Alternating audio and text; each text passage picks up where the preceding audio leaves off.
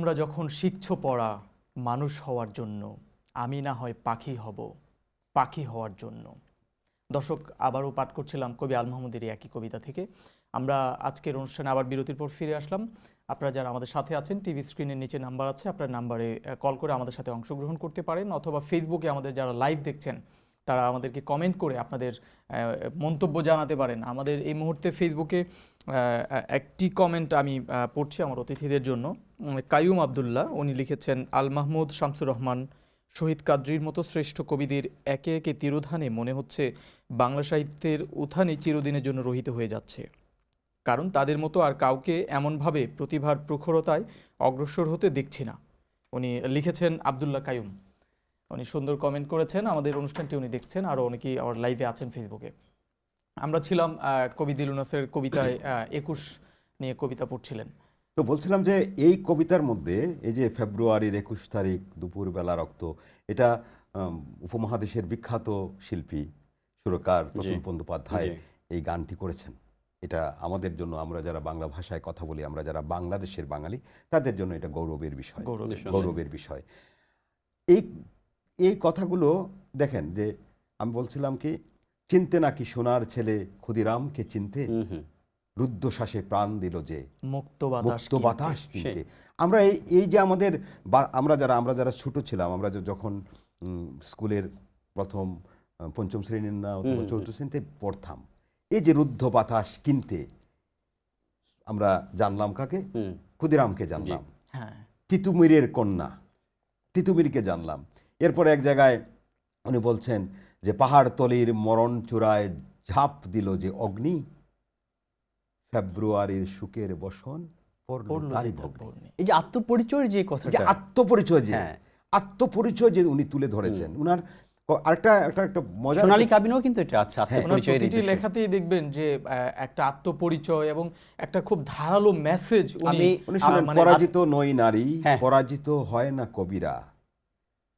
এটা এই জায়গাটাতে আমি একটু পরে আসছি, কারণ এটা খুবই গুরুত্বপূর্ণ এবং বহুল পঠিত। আপনাকে কিছুদিন আগে আপনার বিবিসি শুনছিলাম, তো সেখানে বাংলাদেশের আরেকজন কবি আসাদ চৌধুরী, অসাধারণ, আপনারা পড়েছেন আসাদ চৌধুরীকে। আসাদ চৌধুরী উনি একটা সাক্ষাৎকারে বলেছিলেন যে মুক্তিযুদ্ধের সময় অনেক মুক্তিযোদ্ধার মুখে মুখে ছিল সোনালী কাবিন। এখন কোন কারণে এটা মুখে মুখে থাকতে পারে? কারণ এটি অসাধারণ উদ্দীপনা, অনুপ্রেরণা, একটা প্রাণ জীবন, ভালোবাসা, দেশের প্রতি ভালোবাসা, প্রেয়সীর প্রতি ভালোবাসা, মাতৃত্বের প্রতি ভালোবাসা, মাতৃভূমির প্রতি ভালোবাসা এবং জীবনের প্রতি যে আকাঙ্ক্ষা, প্রবল যে আগ্রহ, তুমুল যে আলোড়ন, এই বিষয়টা আমি। তবে আল মাহমুদ, আপনি আসাদ চৌধুরী যেহেতু বলেছেন, আসাদ চৌধুরী কয়েকদিন আগেও শুনেছি। আসাদ চৌধুরী, এই যে আমরা একটু আগে যে আলাপ করেছিলাম, এটা আসলে হয় কি আমাদের বাঙালিদের একটা ওই যে চারিত্রিক যে বৈশিষ্ট্যটা, যে কারণে আমি যদি দেখি আজহার উঠে যাচ্ছে, তাহলে আমি চেষ্টা করব। আল মাহমুদ এরই শিকার হয়েছিলেন, এবং বিভিন্নভাবে উনি একবার বলেছিলেন যে ওই যে সব দরজায় তালা, তখন আমার যদি সব দরজায় তালা থাকে তাহলে যে দরজা খোলা পাবো আমি সেদিকে যাব। এটা যে কোনো মানুষের। আসাদ চৌধুরী বলছিলেন একটা কথা, বলছিলেন যে আল মাহমুদ মুক্তিযোদ্ধা, আমাদের মহান মুক্তিযুদ্ধে তার অপরিসীম ভূমিকা রয়েছে। তিনি আল মাহমুদ মুক্তিযুদ্ধের সময় পশ্চিমবঙ্গে থাকাকালীন সময়ে বাংলাদেশ সরকারের পক্ষ থেকে যে কাজটি তাকে দেয়া হয়েছিল, সেটি ছিল যে বুদ্ধিজীবীদের মধ্যে মুক্তিযুদ্ধের চেতনাকে, বুদ্ধিজীবীদেরকে সংঘবদ্ধ করা, অনুপ্রাণিত করা। তো একটা প্রসঙ্গে বলেছিলেন উনি যে স্বাধীনতা পুরস্কার যদি আল মাহমুদকে না দেয়া হয় তাহলে স্বাধীনতা পুরস্কার কি অনেক বড় হয়ে যাবে? না, বড় হবে। আল মাহমুদের মানে আসাদ চৌধুরীর এই কথাটা আসাদ চৌধুরী আমার একজন প্রিয় মানুষ, কাছের মানুষ, এবং আমি যেসব মানুষের কাছ থেকে আমার জীবনের উদ্দীপনা পেয়েছি, উৎসাহ পেয়েছি বিভিন্নভাবে, এর মধ্যে একজন আসাদ চৌধুরী। তো আসাদ চৌধুরীর এই কথাটা, এটা আমি একটু আত্মপরিচয়ের যে কথাটা বলতে চাচ্ছিলাম, সেখানে সোনালী কাবিনের মধ্যে যেটা এসছে, কারণ এই বিষয়গুলো কিন্তু আমরা পড়িনি না, আমরা অনেক বেশি অপঠিত থেকে যাওয়ার কারণে আজকে আমরা অনেকগুলো প্রশ্ন তৈরি করতে পারি এবং প্রশ্নগুলোর উত্তর দিতে পারি না। আপনি দেখেন যে বংশের ধারাবে শ্যাম শোভা ধরেছে মনে নেই, একদা তারাই যেন গড়েছিল পুণ্যের নগর, মাটির আহার হয়ে গেছে সব অথচ জানিনি। এই যে আমাদের আবহমান বাংলাকে তুলে আনা, আমাদের আত্মপরিচয়কে তুলে আনা, একই জায়গায় একটু আগে কবি দিলুর নাসের বলছিলেন আপনার সোনালী কাবিনের ওই অংশটুকু, যেটা প্রথম দিকটা, তো সেই জায়গাটাতে আমরা আসলে গুরুত্ব দিয়েছি খুব কম। আমরা ওই যে আমি ওই আপনি যে প্রসঙ্গটা বলছিলেন, আমি এই প্রসঙ্গে একটু আরেকবার যদি একটু ব্যাক করি দিলুর নাসের ভাই, যে কবি আল মাহমুদের সবগুলো দরজা বন্ধ ছিল, অথবা ওনার ওই সময় সমসাময়িক যে কবিদের প্রতিহিংসার শিকার, কিন্তু আমরা তারই মধ্যে ওনার সবচেয়ে কাছের যে বন্ধু, মানে ওনার সমসাময়িক কবি শামসুর রহমান, যাকে আমরা এক শ্রেণীর মানুষ বেছে নিয়েছি প্রধান কবি হিসেবে, আবার আরেক শ্রেণীর মানুষ আমরা কবি আল মাহমুদকে বলছি প্রধান কবি, মানে আমরা নিজেরা ডিভাইডেশনে মানে ব্যস্ত হয়ে গেছি। কিন্তু আমরা কিন্তু দেখছি কবি শামসুর রহমান এবং আল মাহমুদের মধ্যে চরম বন্ধুত্ব ছিল। একজনের কবি শামসুর রহমানের বাসায় উনি নামাজ পড়ছেন, কবি শামসুর রহমান পাশে বসা, আমরা এমন ছবিও দেখছি। দারুণ বন্ধুত্ব। তবে এটা আমি আপনার কথায় একমত না, আমি একমত না। এখন পর্যন্ত বাংলাদেশে যারা সত্যিকারের সাহিত্য বুঝেন, যারা সত্যিকারের দেশকে ভালোবাসেন, সাহিত্যকে ভালোবাসেন, কবিতাকে ভালোবাসেন, তাদের কাছে আল মাহমুদ, শামসুর রহমান এরা সবাই কবি। আমরা তো এখনো আমাদের সমাজে এখনো বলি রবীন্দ্রনাথ বড় না নজরুল বড়। আমিও সেই প্রসঙ্গেই আসছি যে আমরা এক শ্রেণীর মানুষ, আমরা এই মানে কে প্রধান এটা হলো এরা ওই যে আল মাহমুদের যে কথাটা বলছিলাম আগে, যে ব্যর্থ যারা, ব্যর্থ মানুষ যারা, কিছু মানুষ আমাদের যারা ব্যর্থ, আমাদের সমাজে কিছু লোকজন আছে। আমি আজকে একটা উনি পড়েছেন একটা লেখায়, বলছে যে অতি মানুষ আছে আমাদের সমাজে, অতি উৎসাহী লোকজন। কালকে প্রেস ক্লাবের অনুষ্ঠান ছিল। আমাদের বাংলা সাহিত্যে এখন জীবন্ত কিংবদন্তির নাম হচ্ছে আব্দুল গাফফার চৌধুরী। আমি কালকে বলেছি বাংলা নামের দেশ যার কাছে ঋণী, আব্দুল গাফফার চৌধুরী তিনি। কালকে প্রেস ক্লাবের 21-এর অনুষ্ঠানে আব্দুল গাফফার চৌধুরী, এখানে তো আল মাহমুদ প্রসঙ্গ ছিলেন না, কিন্তু আল মাহমুদকে স্মরণ করেছেন। আল মাহমুদের কথা গাফফার ভাই বলেছেন যে বাংলা সাহিত্যের উজ্জ্বল নক্ষত্র হারিয়ে গেলেন, আরেকজন আল মাহমুদ বাংলাদেশে সৃষ্টি হবে না। গাফফার চৌধুরী যুগান্তরের একটা লেখায় তিনি বলেছেন যে আমি একটা লেখাতে ছিলাম, মনে হয়েছিল এই লেখাটা লিখবই না, আল মাহমুদের তিরোদানে আমি এতটুকু, আমি যদি ভুল না করে থাকি উনি সম্ভবত বলেছেন যে 50-এর শেষ নক্ষত্র। যদিও এই বিষয়গুলো আসলে অনেক সময় অনেক ভালোবাসা থেকে চলে আসে। আমি আপনার কথাটাতে যদি ফিরে আসি, সেটা হলো যে আল মাহমুদ এবং শামসুর রহমানের সম্পর্ক, একজন ব্যক্তিতে কতটুকু সম্পর্ক, তার চেয়ে কিন্তু গুরুত্বপূর্ণ হলো তার সাহিত্য কর্ম। আমরা কেন এখন ব্যক্তির সম্পর্কটাকে গুরুত্ব দিচ্ছি? আমরা ব্যক্তির সাহিত্য কর্মে কিন্তু কম মনোনিবেশ করছি। আল মাহমুদকে আমরা তার ব্যক্তিগত সম্পর্ক কার সাথে কি ছিল, অথবা তিনি কোন রাজনৈতিক দলের সাথে তার সম্পৃক্ততা ছিল, কোন সময়টাতে তার রাজনৈতিক বিশ্বাস কি ছিল, তার উপর গুরুত্ব না দিয়ে আমরা যদি আল মাহমুদকে শুধুমাত্র সোনালী কাবিনে যদি আমরা মনোযোগ দিই, আমরা কিন্তু অনেক বেশি ঋদ্ধ হব। শিল্পকর্ম যদি আমরা আসলে সমকালীন বাংলা সাহিত্যের এবং বাংলাদেশের বুদ্ধিজীবীদের মধ্যে একটি উজ্জ্বল নক্ষত্রের নাম হলো সৈয়দ মঞ্জুরুল ইসলাম। ভালো সমালোচক কিন্তু, হ্যাঁ, এবং সমালোচক। সৈয়দ মঞ্জুরুল ইসলামকে প্রশ্ন করা হয়েছিল আল মাহমুদ সম্পর্কে আপনি বলেন। সৈয়দ মঞ্জুরুল ইসলাম বলেছেন আল মাহমুদের রাজনৈতিক বিশ্বাস যে কোনো কিছু হতে পারে, কিন্তু বাংলা সাহিত্যে আল মাহমুদ কবি হিসাবে অনন্য। আল মাহমুদ যা লিখে গেছেন আমাদের সমৃদ্ধ করেছেন আমাদের বাংলা সাহিত্য। এই জন্যই উনি বলেছেন যে আত্মবিক্রয়ের স্বর্ণ সঞ্চয় করিনি। এটা কিন্তু সাংঘাতিক কথা, উনি কিন্তু আপোষ করেন।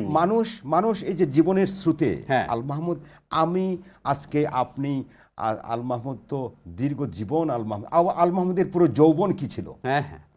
আল মাহমুদের পুরো যৌবনই তো ছিল এই মানুষের জন্য, ঝঞ্ঝা বিক্ষুব্ধ জীবন ছিল। এবং খুব সাধারণ পর্যায় থেকে কিন্তু জীবনটাকে শুরু করেছে, একেবারে নিচ থেকে উঠে এসেছেন আল মাহমুদ কোত্থেকে উঠে এসেছেন? আল মাহমুদের আর্থিক অসচ্ছলতা ছিল, আল মাহমুদের শারীরিক অসচ্ছলতা ছিল, আল মাহমুদকে বিভিন্নভাবে কুণ্ঠাসা করা হয়েছে। আমরা আসবো, আমি আল মাহমুদ সম্পর্কে আরেকটু কথা আপনাদের কাছ থেকে কথাগুলো শুনবো, আমারও ভালো লাগছে শুনতে। আশা করি আমার দর্শকদেরও ভালো লাগছে। আল মাহমুদ সম্পর্কে অজানা অনেক কথা আপনাদের কাছ থেকে উঠে আসছে। তবে তার আগে আমি একটু আপনাদের দুজনের কাছে রিকোয়েস্ট করতে চাই, কবি আল মাহমুদের সোনার নোলক, আমার মায়ের সোনার নোলক, জি, এই কবিতাটি আপনারা কে আমাকে শোনাবেন? আমি শোনাবো। আছে এখানে, আছে আপনার কাছে? জি জি আছে এখানে। এটা আমার একটা, হ্যাঁ, এটা অনেক আসলে আপনি যে বলছিলেন, আপনি বলছিলেন বলি যে আল মাহমুদ, আমি কিন্তু আমার ছেলেবেলার, আমার ছেলেবেলায় আল মাহমুদ একটি ভীষণ একটা প্রভাব ছিল। এই যে আব্বু বলেন পর রে সোনা, আম্মু বলেন মন দে, পাঠে আমার মন বসে না, কাঁঠাল চাপার গন্ধে, এই কথাগুলাই আমাদেরকে কিন্তু নিয়ে এসেছিল, অনেক বেশি কবিতার দিকে ধাবিত করেছিল। এই যে তোমরা যখন শিখছো পড়া মানুষ হবার জন্য, আমি না হয় পাখি হলাম, পাখির মতো বন্য। এরকম অসংখ্য ছিল কিন্তু আল মাহমুদ, আমি এই কবিতাটাই আমার স্কুল লাইফে এই কবিতাটা শুনতাম অসংখ্যবার, এবং একটা গানও ছিল এই কবিতাটা নিয়ে, সেটা আমি অসংখ্যবার শুনেছি। আল মাহমুদ কিন্তু এই কথাটাই সত্য ছিল। আল মাহমুদ পাখির মতোই ছিলেন সারা জীবন।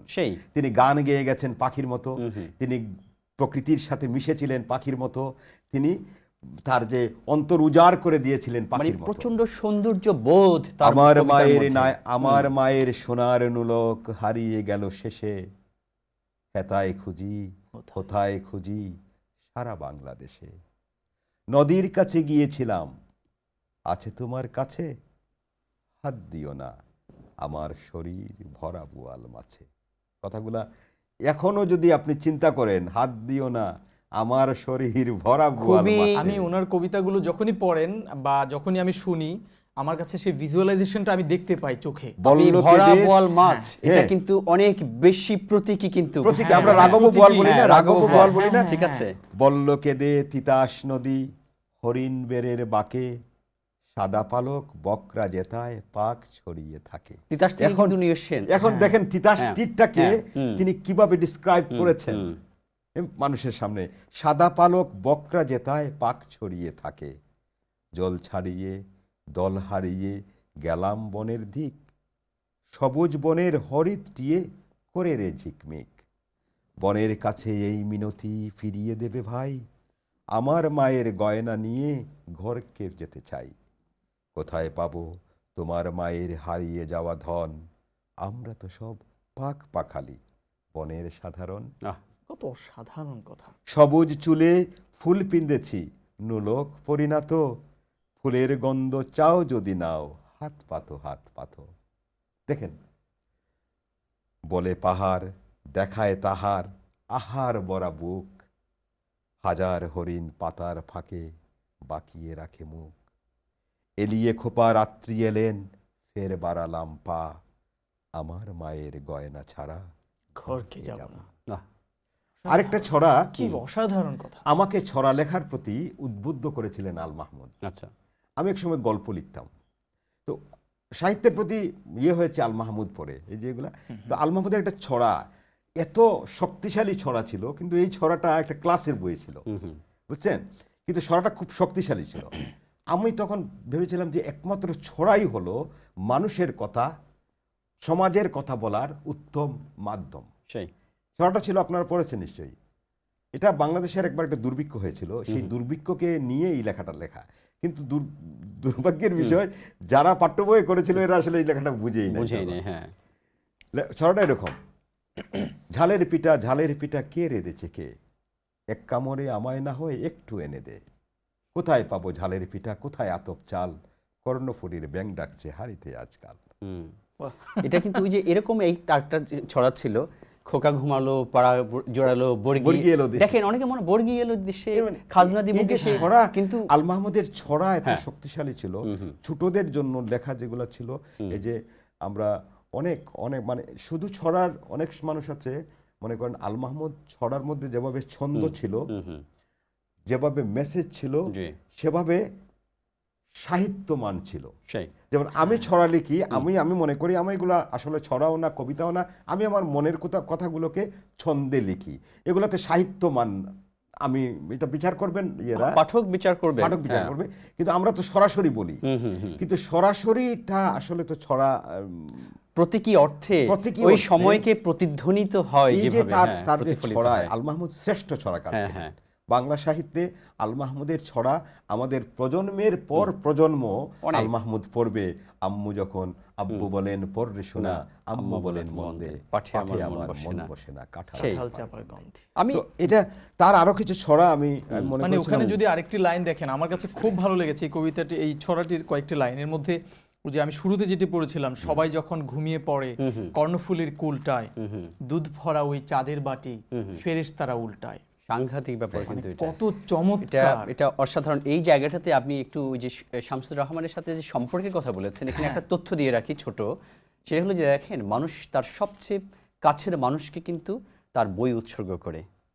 হ্যাঁ, তাদের বন্ধুত্ব এরকম ছিল। সোনালী কাবিন তার সবচেয়ে শ্রেষ্ঠ লেখাগুলোর মধ্যে তার নিজের কথাতেই সোনালী কাবিন, সেই বইটি তিনি উৎসর্গ করেছেন সেই সময়কার তার ঘনিষ্ঠ বন্ধু শামসুর রহমান, ফজল শাহাবুদ্দিন এবং শহীদ কাদরী, তিনজন প্রিয় বন্ধুকে। আমরা এটা থেকে বুঝতে পারি যে কতটুকু গভীর ভালোবাসা বন্ধুর জন্য থাকলে এটা সম্ভব। যে আরেকটা ছড়া, এটা খুব বিয়ে ছড়া, কিন্তু এটার মধ্যে ওই যে বললাম যে ওই সময়ের লেখা আর কি, এটা আমাদের বাংলাদেশের যে দুর্ভিক্ষের সময় লেখা। দেখেন, লিয়ানা গো লিয়ানা, সোনার মেয়ে তুই, কোন পাহাড়ে তুলতি গেলি জুই, বনবাদারে যাইনি মাগো, ফুলের বনেও না, রাঙা খাদির অভাবে মা, পাতায় ডাকি গা, চিবিত গাছের ছায়ার পিনন অঙ্গে জড়িয়ে, পাঁচ পাহাড়ের খাদের নিচে যাচ্ছি গড়িয়ে। এই যে সেই সময়টাকে যে চিত্রিত করেছেন তিনি, সেই সময়টাকে যে চিত্রিত করেছেন। এবং এই যে আমি আগে একটা ছড়া পড়েছিলাম 69-এর ছড়া, ট্রাক ট্রাক, আরেকটা 69-এর একটা ছড়াগুলো বিখ্যাত ছিল। কারফিউ রে কারফিউ, আগল খুলে খেয়ে সোনার বরণ ছেলেরা দেখ নিশান তুলেছে, লাল মোরগের পাখার ঝাপট লাগলো খোয়ারে, উটকোমুকো সাত্রী বেটা হাঁটছে দুয়ারে, করকরিকা ফাঁক করে কে বিড়াল ডাকে মিউ, খোকন সোনার বেঞ্চে দেখে পালালো কারফিউ। আমি জানি না আপনারা আমার সাথে মানে একমত হবেন কিনা। আমি একজন পাঠক হিসেবে আমার কাছে মনে হয়েছে, আমার অনেক লেখকের বই হয়তো পড়ার সৌভাগ্য হয়েছে, তবে কবি আল মাহমুদের অনেক অসম্ভব বড় মেসেজগুলো খুব সহজভাবে পৌঁছে দিয়েছে। এবং আমার কাছে মনে হচ্ছে ওনার কবিতা পড়লে একটা ছোট শিশুও বুঝতে পারবে যে কি বলতে চাচ্ছে, এত সুন্দর করে। এটা নিয়ে কিন্তু ওনার একটা সাক্ষাৎকার আছে, আপনি যেটা বলেছেন, আপনি হয়তো সাক্ষাৎকারটি দেখার সুযোগ হয়নি। সেটা এরকম যে মানে কবিতার মধ্যে আপনি এই যে কবিতার যে ব্যাকরণ অথবা মানে ছন্দ, যে অনুপ্রাস, এই বিষয়গুলোর যে প্রাধান্য, এটার উপর কেন আপনি বেশি জোর দিয়েছেন। উনি সবসময় বলেছেন দেখেন, ফ্রেম যেটা, কাঠামো যেটা, হ্যাঁ, এটার কিন্তু একটা নির্দিষ্ট ছক আছে। আপনি যেই ঘরে আছেন এটা একটা চতুষ্কোণ ঘর, হ্যাঁ, এটা কিন্তু মানে আপনার আঁকাবাঁকা না। তো এই কাঠামোটা যদি না থাকে, হ্যাঁ, ছন্দ যদি না থাকে, অনুপ্রাসটা যদি না থাকে, তাহলে মানুষের কাছে যদি সহজ না হয়, তাহলে মানুষের কাছে বার্তাটা পৌঁছায় না। যে জন্য, কারণ উনি মানুষের আবহমান বাংলাদেশের মানুষ, তাদের যে রুচি, তাদের যে পছন্দ, তাদের যে বোধ, তাদের যে বিশ্বাস, তাদের যে চিন্তা, সেই বিষয়গুলোকে উনি তুলে ধরেছেন। এবং সৌন্দর্য চেতনা, যে বাংলা কবিতার যে আবহমান ধারা এবং সৌন্দর্য চেতনা অসাধারণ। আমি আপনাকে একটা কথা বলি, মানে আল মাহমুদ, কবি দিলুন নাসির একটা কথা বলছিলেন যে আস্তিক এবং নাস্তিক, আল মাহমুদ কিন্তু ধর্মীয় বিশ্বাসকে অক্ষুণ্ণ রেখেই সাহিত্য রচনা করেছেন। আমি আপনাদেরকে ছোট্ট একটা কথা বলি এই কথাটার মধ্যে। দেখেন, বিবসন হও যদি দেখতে পাবে আমাকে সরল, পৌরষ আবৃত করে জলপাইয়ের পাতাও থাকবে না, তুমি যদি খাও তবে আমাকে দিও সেই ফল, জ্ঞানে ও অজ্ঞানে দোহে পরস্পর হব চিরচেনা, পরাজিত নই নারী, পরাজিত হয় না কবিরা, দারুণ আহত বটে আর্ত আজ শিরা উপশিরা। আপনি খেয়াল করেছেন ওই সময়ের সামাজিক বাস্তবতায় এরকম একটি কবিতা যেখানে কবি আবরণ খুলে ফেলছেন। এই যে আবরণ খুলে ফেলা, এটা আসলে কি? এটা হলো যে আমাদের সমাজ ব্যবস্থায়, মুসলমান সমাজ ব্যবস্থায় আমাদের চিন্তাভাবনাগুলো, জীবনটা শুরু হয় কিন্তু মক্তব থেকে। খেয়াল করেছেন? এটা তো স্বীকার করতেই হবে। মক্তব থেকে, তারপর মসজিদ থেকে। ধর্ম আমাদের চিন্তার মধ্যে এমনভাবে পতিত, হ্যাঁ, সেই জায়গা থেকে কবি সোনালী কাবিনের প্রত্যেকটি পংক্তিতে, আরেকটা জায়গায় ওই যে নদীর ঢেউয়ের মতো বলো কন্যা কবুল কবুল। কবুল, আপনি হ্যাঁ। দেখছেন কোত্থেকে নিয়ে আসছে, অসাধারণ। এই ধারাটাকে, হ্যাঁ, উনি যে ধারাটাকে নিয়ে আসছেন, হ্যাঁ। উনি কিন্তু অন্য কিছু বলে নাই, না। উনি বলছে নদীর ঢেউয়ের মতো বলো কন্যা কবুল হ্যাঁ, কবুল। এই বিষয়গুলো আমরা সৌন্দর্য, আপনার সাম্য, প্রগতিশীলতা, আপনার অনেকেই এখন তর্ক করার জন্য বলে আপনার আল মাহমুদের কবিতায় সামন্তবাদ খুব প্রবল। আমি এই ধরনের মানুষগুলোকে প্রশ্ন করতে চাই যে সামন্তবাদ, যেটাকে ফিউডালিজম, এই কনসেপ্টটা, এই ধারণাটাই তারা জানে না। কারণ সেখানে যে আল মাহমুদের কবিতায় যে আপনাকে একটু আগে বলেছি যে আমাদের ধর্ম হোক ফসলের সুষম বন্টন, আপনি এখানে সামন্তবাদ কোথায় দেখছেন? তুমি তো সামন্তবাদের বিরুদ্ধে কথা বলছেন। হ্যাঁ, পরম ষষ্ঠীর মন্ত্রে গেয়ে ওঠো শ্রেণীর উচ্ছেদ, শ্রেণী বৈষম্যের বিরুদ্ধে কথা বলছেন, তাই না? না, এখন শুনেন, এখন আমি আসলে এই বিষয়ে কোনো কথা বলতে চাই না। কারণ বলতে চাই না কেন, যে আল মাহমুদ যখনই নিজেকে চিনেছেন, হ্যাঁ, মানুষ যখন নিজেকে চিনে তখন অন্যের কাছে সে অপরিচিত হয়ে যায়, এটা আমাদের, বিশেষ করে আমাদের বাঙালি সমাজে এই জিনিসটা বেশি। এখন আপনি রবীন্দ্রনাথ দেখেন, রবীন্দ্রনাথ সারা জীবন উনি ঈশ্বরের কথা বলে গেছেন, তার গানের মধ্যে, তার কবিতার মধ্যে স্রষ্টার কথা বলে গেছেন, তিনি স্রষ্টার কথা বলে গেছেন। নজরুল যখন নজরুল ধর্ম নিয়ে লিখলেন, তখন একটা গ্রুপ তাকে বলল নাস্তিক, আস্তিক। আর যখন তিনি সমাজের কথা বললেন, নজরুল বলেন নাই, মুল্লারা কয় হাত মেরে, দেবদেবী নাম মুখে আনে যে, দেও পাজিটার জাত মেরে। তো এটা নিয়ে আমি এগুলো নিয়ে ভাবি না। আল মাহমুদ, সবচেয়ে বড় কথা হলো, আল মাহমুদ বাংলা সাহিত্যে 82 বছর তার জীবনে, তিনি 50 বছরের উপরে 60 বছর তিনি প্রবাহিত ছিলেন। আল মাহমুদ নিজের মতো বলেছেন। আমি আমার সময় একদম শেষের দিকে, আমি সর্বশেষ দুটো প্রশ্ন আপনাদের কাছে রাখতে চাই। প্রথম প্রশ্ন হচ্ছে, কবি আল মাহমুদ আদৌ আমরা ওনাকে যথাযথ সম্মানটা ওনার জীবদ্দশায় আমরা আদৌ দিতে পেরেছি কিনা? কবি আল মাহমুদ সেই সম্মানটা পেয়ে আসলে উনি মৃত্যুবরণ করেছেন কিনা? যেমন আমি কিছুদিন আগে আমি আরেকজন শিল্পীর কথা নিয়ে আসছি অনুষ্ঠানে, ওনার জন্য আমরা দোয়া করছি। উনি অসুস্থ, হসপিটালে আছেন, কুদ্দুস বয়াতি, আপনার নাম শুনেছেন? অবশ্যই নাম শুনেছি। ওনার জাস্ট সপ্তাহ দুয়েক আগে আমি ওনার একটা ইন্টারভিউ দেখছিলাম, হয়তো আরো আগে ইন্টারভিউটি নেওয়া ছিল। তো উনি বলেছিলেন যে আমি এখন সুস্থ আছি, জীবদ্দশায় আছি, আমি থাকা অবস্থায় তোমরা আমাকে যদি সম্মান করতে হয় আমাকে সম্মান দাও, কিন্তু আমি আমার মৃত্যুর পরে শহীদ মিনারে নিয়ে আমাকে টানা হেঁচড়া করবা, ওই সম্মান আমার দরকার নেই, উনি বলছিলেন। তো আমি সেই প্রসঙ্গে আসছি যে কবি আল মাহমুদ, আমরা ওনার মৃত্যুর পরে যে কথাগুলো আসছে অনেকের মুখেই, যে উনি ছিলেন আমাদের অন্যতম প্রধান কবি বা যথাযথ সম্মানিত করা হয়নি, আসলে এতে কি কবি আল মাহমুদ ক্ষতিগ্রস্ত হয়েছে না আমরা ক্ষতিগ্রস্ত হয়েছি? এটা তো খুব স্পষ্ট, এটা তো খুব পরিষ্কার, এটা আমাদের দেউলিয়াত্ব। এখন আপনি বলবেন না আমি বলবো? আপনি বলেন। আচ্ছা, আমি বলবো আল মাহমুদ যথাযথ সম্মান পেয়েছেন, কারণ আল মাহমুদ জীবন দশায় বাঙালির প্রধানত কবি, তিনি নিজে জেনে তিনি মৃত্যুবরণ করেছেন। জীবনানন্দ বাংলা সাহিত্যের সবচেয়ে বড় কবিদের কবি। জীবনানন্দ মৃত্যুর পরে তিনি কবি হয়েছিলেন। হ্যাঁ, আমাদের এক বন্ধু, সদ্য প্রয়াত এক বন্ধু লিখেছেন যে কবিতা লেখা হবে মৃত্যুর পরে। আল মাহমুদ সৌভাগ্যবান কবি, যে কবি 82 বছর পর্যন্ত উনি দেখে গেছেন যে তাকে কেউ অতিক্রম করতে পারেনি। আমি মনে করি কে কি দিল না এটা না, আমি মনে করব বাংলা একাডেমি সম্মান দিয়েছে তাকে। বাংলাদেশের প্রত্যেকটি বুদ্ধিজীবী যারা তাদের সমসাময়িক এখনো বেঁচে আছেন, নির্মলেন্দু গুণ বলেন, আব্দুল গফার চৌধুরীর কথা আমরা আগে বলেছি, আসাদ চৌধুরীর কথা বলেছি, হাইউল্লাহ সিরাজি বলেছেন, ডক্টর, সবাই বলেছেন তিনি আমাদের প্রধান কবি ছিলেন, তিনি আমাদের সাহিত্যকে সমৃদ্ধ করেছেন। এই কথাই আমি বলবো যে আল মাহমুদ সম্মান পেয়েছেন এবং আরো পাবেন, এবং আল মাহমুদের সম্মান এখন থেকে যারা কখনো আল মাহমুদ পাঠ করেনি তারা এখন থেকে আল মাহমুদ পাঠ করবে, এবং আল মাহমুদ আগামীতে আরো বেশি পঠিত হবেন আরো সমাদৃত হবেন। এবং চমৎকার, বাংলা আসলে সাহিত্যে অসম্ভব সুন্দর একটি মানে যুক্তি এবং পয়েন্ট আপনি এবং তুলে বাংলা ধরেছেন। সাহিত্যে আজীবন বেঁচে থাকবেন আল মাহমুদ। অবশ্যই আচ্ছা, আল মাহমুদ আপনি নক্ষত্রের যে মতো। কথাটি বলছিলেন জি। যে ওই আল মাহমুদের যেই সৃষ্টি, যে সৃষ্টি ছিল, এই সৃষ্টিগুলোকে সম্মান উনি যেভাবে ব্যাখ্যা করেছেন, তারপর আমি যদি আবারও আপনাকে সেম প্রশ্নটি করি, আসলে তাতে করে আমরা কতটুকু ক্ষতিগ্রস্ত হয়েছি বা আমাদের ভবিষ্যৎ প্রজন্ম কবি আল মাহমুদের এই সম্মান জানানো আর না জানানো থেকে কোনো ক্ষতিগ্রস্ত হয়েছে কিনা? যেটা আপনি বলতে চেয়েছেন, দেখেন জেন অস্টিন খুব বিখ্যাত একজন লেখক এই দেশে।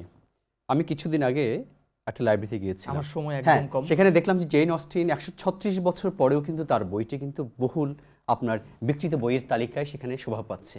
তো যে বিষয়টি আল মাহমুদ কিন্তু হাজার বছর ধরে আমরা যত বেশি পড়ব তত বেশি মানুষের মনের মধ্যে শ্রদ্ধা ভালোবাসায় লালিত হবেন। হ্যাঁ, নিঃসন্দেহে আল মাহমুদ আমাদের ইতিহাস, আল মাহমুদ আমাদের জাগরণের কবি, আল মাহমুদ আমাদের গৌরব, হ্যাঁ। আল মাহমুদ আমাদের চেতনার উৎস, চৈতন্যের শানিত কোঠার। ধন্যবাদ আপনাদের দুজনকে আমাদের ওয়ান ক্যাফেতে আসার জন্য এবং আপনাদের সুন্দর কবিতা আমাদেরকে শোনানোর জন্য, এবং সেই সাথে কবি আল মাহমুদ সম্পর্কে অনেক অজানা কথা আপনাদের কাছে শোনার। ধন্যবাদ আপনাদের দুজনকে। ধন্যবাদ, মাগফিরাত কামনা করি। আল মাহমুদ বলেছিলেন যে আমার মৃত্যু যেন হয় কোনো এক শুক্রবারে।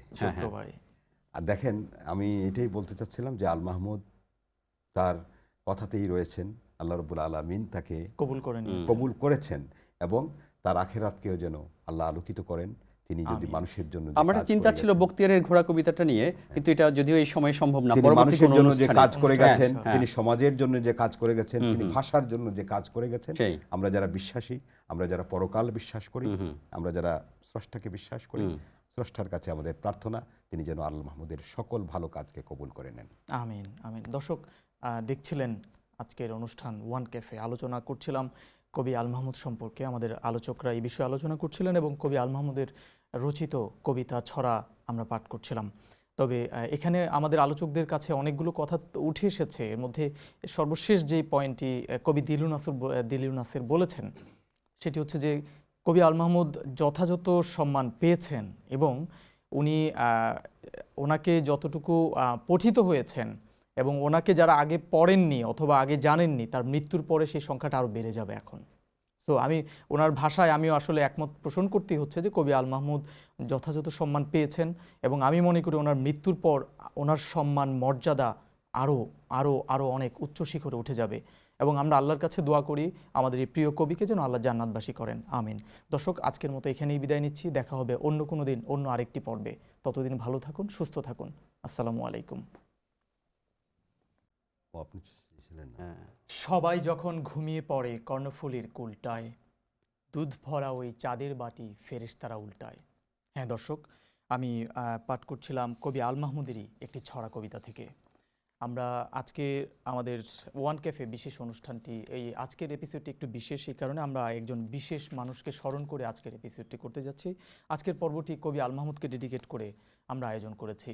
আজকের আয়োজনে আমাদের সাথে আছেন দুজন অতিথির কাছে আমরা কবি আল মাহমুদের সম্পর্কে কিছু কথা শুনবো এবং কবি আল মাহমুদের রচিত কিছু কবিতা, ছড়া, এই বিষয়গুলো ওনাদের মুখ থেকে শুনবো এবং সেই বিষয়ে ওনাদের কাছ থেকে কিছু আলোচনাও শুনবো। দর্শক, আসুন আমাদের অতিথিদের সাথে পরিচিত হয়ে আসি। আমার বাম পাশে আছে একজন কবি সরোয়ারে আলম এবং আমার সর্ববামে আছেন ছড়াকার এবং কবি দিলু নাসির। আপনাদের দুজনকে স্বাগত আমাদের ওয়ান ক্যাফেতে। অনেক ধন্যবাদ আল মাহমুদকে নিয়ে আজকের এই অনুষ্ঠানটি করার জন্য। আসলে আমাদের ওয়ান ক্যাফে সবসময় একটু আড্ডার একটা জায়গা থাকে। এখানে আমরা বিভিন্ন শিল্পী, কলাকুশলী অথবা বিভিন্ন কবি সাহিত্যিকদের নিয়ে আড্ডা দিয়ে থাকি আমরা। তবে বিশেষ পর্বগুলো আমরা বিশেষ মানুষদেরকে নিয়ে সাজিয়ে থাকি। তো আজকের অনুষ্ঠানটিও আমরা সাজিয়েছি। ইতিমধ্যে আপনারা শুনেছেন আমাদের অন্যতম প্রধান একজন কবি বাংলাদেশের, ইতিমধ্যে উনি প্রয়াত হয়েছেন, কবি আল মাহমুদকে নিয়ে।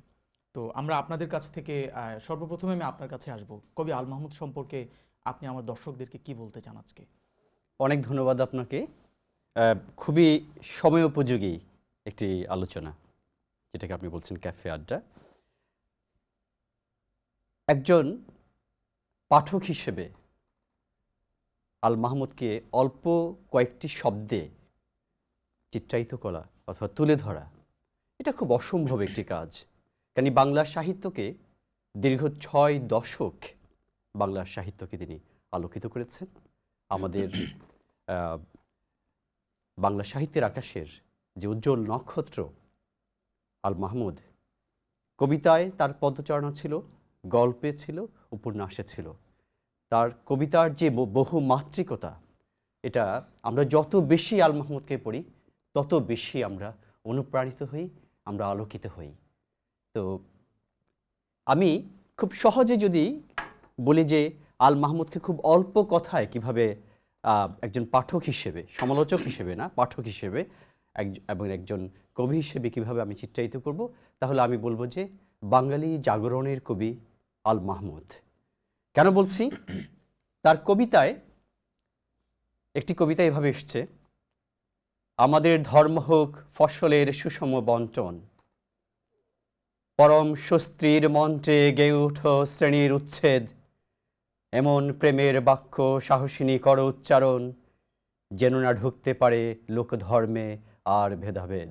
এই যে সাহস, এই যে প্রগতিশীলতা, এই যে তারুণ্যের দীপ্ত প্রত্যয়, আমাদের ধর্ম হোক ফসলের সুষম বন্টন, বিষয়টি কিন্তু বহুমাত্রিক। কত সুন্দর একটি উপমা নিয়ে এসেছেন, ধর্মকে নিয়ে কত সুন্দর উপমা দিয়েছেন। এবং আপনি আর এখানে খেয়াল করুন একটা বিষয়, এমন প্রেমের বাক্য সাহসিনী, নারীদেরকে কিন্তু উজ্জীবিত করছেন, কর উচ্চারণ, যেন না ঢুকতে পারে লোকধর্মে কি ভেদাভেদটা। এই যে সাম্য, এই সাম্যটুকু, এই যে সম্প্রীতি এবং জীবনকে বোঝার, সময়ের বিরুদ্ধে দাঁড়িয়ে উজ্জীবনের পথে হাঁটার যে প্রত্যয়, যে প্রতীতি, জীবন এবং যৌবন, আল মাহমুদ নিজেকে দাবি করেছেন প্রেম ও প্রকৃতির কবি বলে। কথাগুলো কিন্তু খুব ছোট, প্রেম ও প্রকৃতি, কিন্তু বাংলাদেশের সামগ্রিক প্রেক্ষাপটে আল মাহমুদ ৮২ বছর বেঁচেছিলেন। ৮২ বছরে ঘটনাবহুল তার জীবন, কিন্তু ভাষা আন্দোলন, মুক্তিযুদ্ধ, বাঙালির প্রত্যেকটি আন্দোলনে তার জীবদ্দশায় তার কিন্তু ভূমিকা ছিল। তো এই বিষয়গুলো একজন পাঠক হিসেবে আমাকে দারুণভাবে আলোড়িত করে, অনুপ্রাণিত করে। আমি ওনার বিষয়ে আরেকটু ডিটেলস আরও আসবো পরে। আমি দিলু নাসেরের কাছে আসছি। কবি দিলু নাসের, আমি আপনার কাছে যদি প্রশ্ন করি যে কবি আল মাহমুদ, আমরা একটু আমির সাথে আমার দর্শকদের জানার জন্য, কবি আল মাহমুদ ওনার কোন বয়স থেকে আসলে ওনার এই লেখালেখির মাত্রাটা শুরু হয় এবং কখন থেকে উনি আসলে কবি হিসেবে নিজেকে ভাবতে শিখেছেন? আমরা আল মাহমুদ পরে যতটুকু জেনেছি, আল মাহমুদ নিজের মুখে বলেছেন। প্রথমে ধন্যবাদ আপনাদেরকে আসলে আল মাহমুদকে নিয়ে যে আজকের অনুষ্ঠানটা করার জন্য, এবং অনুষ্ঠানের শুরুতেই স্যার রয়ে আছেন, আমিও আছি। যেহেতু ভাষার মাস, আমাদের বাংলা ভাষার জন্যে ফেব্রুয়ারিতে বা ২২ ফেব্রুয়ারিতে যারা প্রাণ দিয়েছিলেন সেসব শহীদদের স্মৃতির প্রতি বিনম্র শ্রদ্ধা। আল মাহমুদ আপাদমস্তক কবি ছিলেন।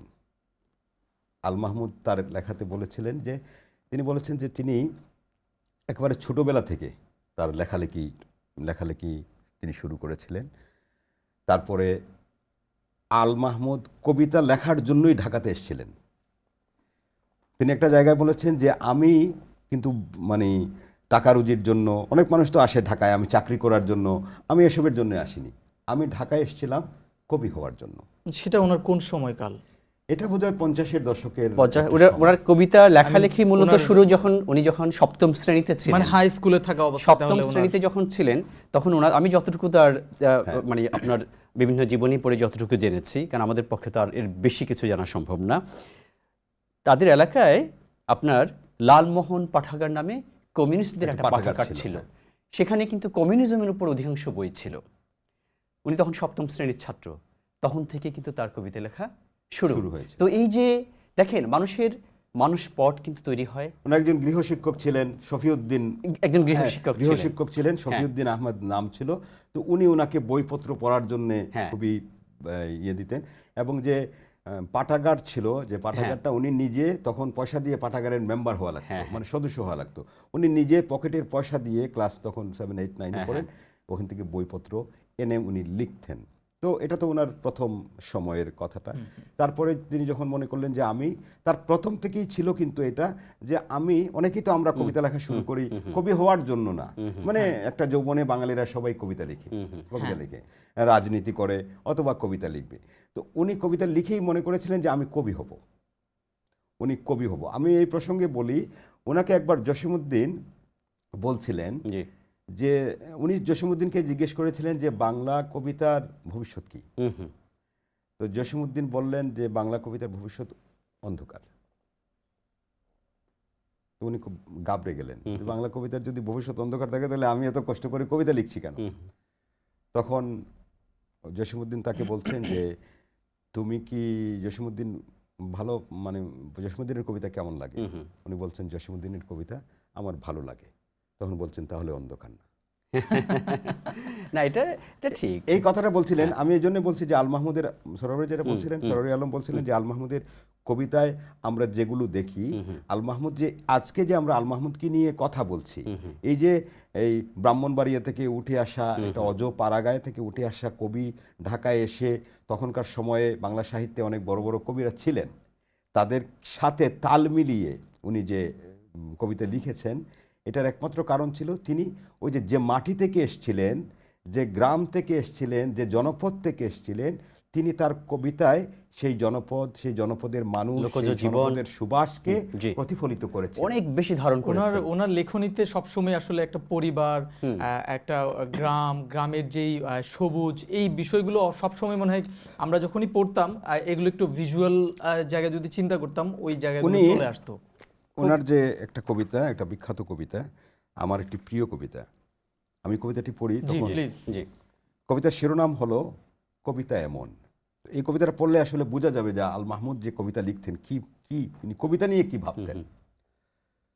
কবিতা তো কৈশোরের স্মৃতি, সে তো ভেসে ওঠা ম্লান আমার মায়ের মুখ, নিম ডালে বসে থাকা হলুদ পাখিটি, পাতার আগুন ঘিরে রাত জাগা ছোট ভাই বোন, আব্বার ফিরে আসা সাইকেলের ঘণ্টার ধ্বনি, রাবেয়া রাবেয়া, আমার মায়ের নামে খুলে যাওয়া দক্ষিণের ভেজানো কপাট, কবিতা তো ফিরে যাওয়া পার হয়ে হাঁটু জল নদী, কুয়াশায় ঢাকা পথ, ভোরের আজান কিংবা নাড়ার দহন, পিঠার পেটের ভাগে ফুলে ওঠা তিলের সৌরভ, মাছের আছড়ে গন্ধ, উঠোনে ছড়ানো জাল আর বাঁশঝাড়ে ঘাসে ঢাকা দাদার কবর। কবিতা তো 46-এ বেড়ে ওঠা অসুখী কিশোর, স্কুল পালানো সভা, স্বাধীনতা মিছিল নিশান, চতুর্দিকে হতবাক দাঙ্গার আগুনে নিঃস্ব হয়ে ফিরে আসা অগ্রজের কাতর বর্ণনা। কবিতা চরের পাখি, পুরনো হাঁসের ডিম, গন্ধ ভরা ঘাস, ম্লানমুখ বউটির দড়িছেঁড়া হারানো বাছুর, গোপন চিঠির পেডে নীল খামে সাজানো অক্ষর, কবিতা তো মক্তবের মেয়ে চুল খোলা আয়েশা আক্তার। দেখুন এই যে কত চমৎকার, আপনি সর্বশেষ যে এটা বিখ্যাত লাইন, মক্তবের মেয়ে চুল খোলা আয়েশা আক্তার, এই ব্যাপারটা কিন্তু আমাদেরকে বুঝতে হবে। আমরা আল মাহমুদকে একটি নির্দিষ্ট গণ্ডির মধ্যে আবদ্ধ করে আমরা বারবার খণ্ডিত করার চেষ্টা করেছি, আমরা তাকে একটা জায়গায় ঠেলে দেওয়ার চেষ্টা করেছি, কিন্তু তার কবিতায় যে প্রগতি, তার কবিতায় যে সমাজ চেতনা, তার কবিতায় যে আধুনিকতা, তার কবিতায় যে প্রচলিত বোধের বাহিরে দাঁড়িয়ে সমাজকে একটা প্রগতির দিকে এগিয়ে নেওয়ার যে চেষ্টা ছিল, আপনি দেখুন, আমি খুব সহজে একটা জিনিস আপনাকে বলি। সোনালী কাবিন হলো আল মাহমুদ নিজেই দাবি করেছেন যে সোনালী কাবিন বাংলা কবিতায়, বাংলা সাহিত্যে তাকে অনন্য এক উচ্চতায় নিয়ে দিয়েছে। এটা ওনার একটা সাক্ষাৎকার থেকে এসছে। আর আমি একজন, মূলত সোনালী কাবিন দিয়ে উনি আরো বেশি সমাদৃত হয়েছেন, অনেক বেশি সমাদৃত হয়েছেন। কারণ সোনালী কাবিন শুধুমাত্র কবিতার জন্য নয়, কবিতার যে ব্যাকরণ, সনেট কিন্তু সোনালী কাবিন, বহু মাত্রিকতা তার মধ্যে আছে। আমরা সোনালী কাবিনের যদি শুরুটাই ভাবে দেখি, সোনার দিনার নেই, দেন মোহর চেয়েও না হরিণী, যদি নাও দিতে পারি কাবিন বিহীন হাত দুটি, আত্মবিক্রয়ের স্বর্ণ কোনো কালে সঞ্চয় করিনি। আপনি দেখুন, আত্মবিক্রয়, আমরা কিন্তু জীবনে প্রতিনিয়ত বিভিন্ন পর্যায়ে নিজেকে বিক্রি করি। এই যে এই সত্যটুকু সাহসিকতার সাথে তুলে ধরেছে, উচ্চারণ করা এবং আল মাহমুদকে দেখার, কাছে থেকে দেখার, কবি শামসুর রহমান এবং কবি আল মাহমুদ এই দুজন মানুষকে কাছে থেকে দেখার অসংখ্যবার আমার সৌভাগ্য হয়েছে। আমার কাছে মনে হয়েছে আপনি যখন কথা বলবেন, কোনো একটি প্রশ্নের ব্যাপারে কোনো রাগ ঢাক নেই।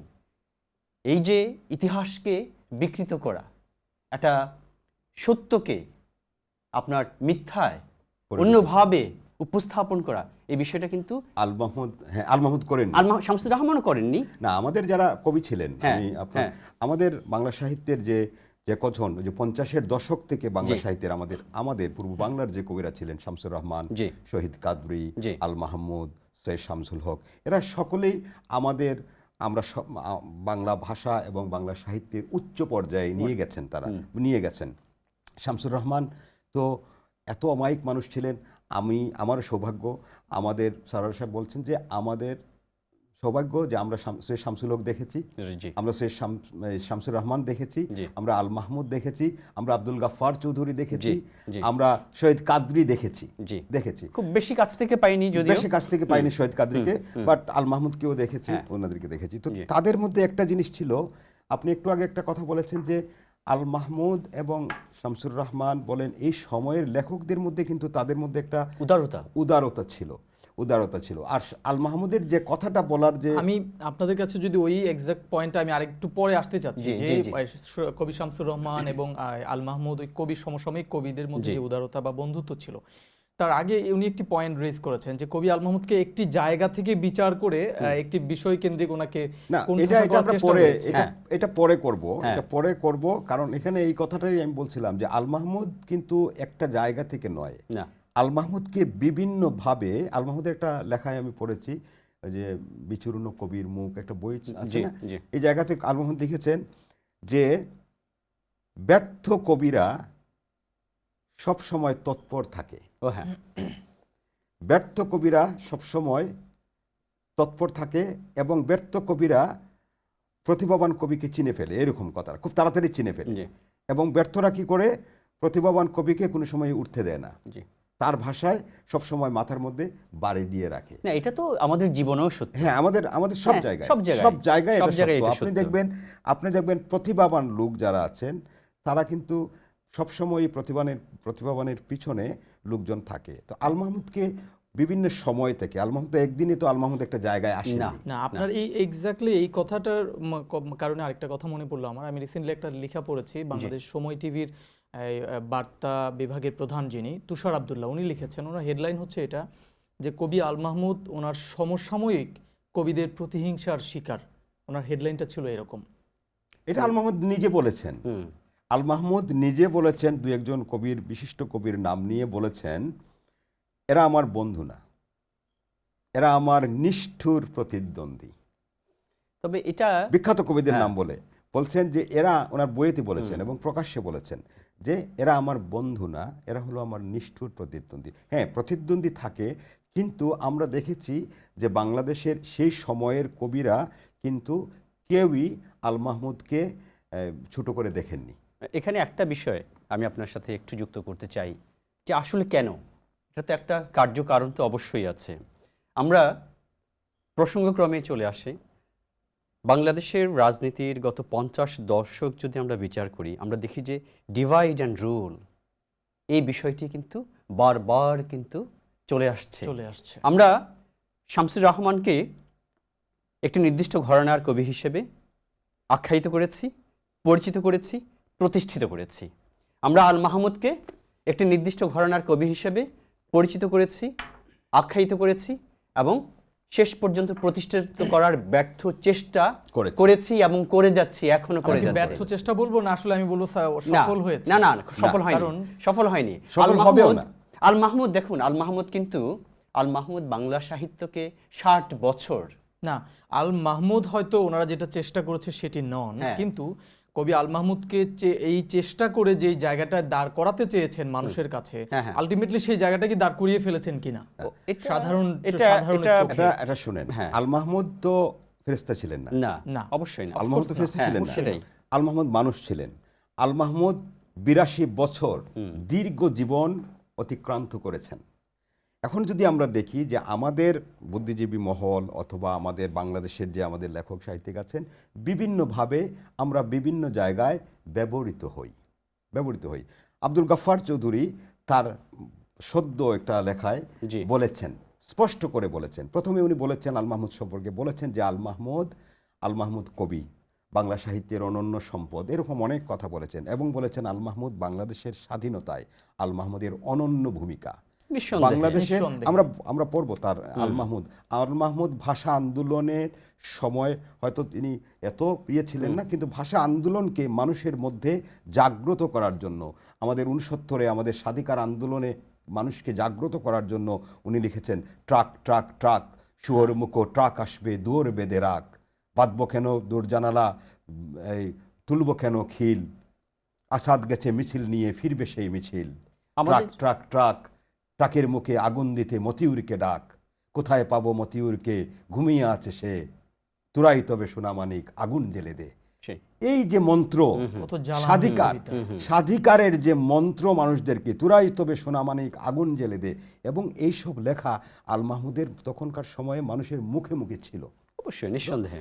আল মাহমুদের এখন দেখেন, আমি খুব দুঃখের সাথে বলি আল মাহমুদ আস্তিক ছিলেন, আল মাহমুদ নাস্তিক ছিলেন না।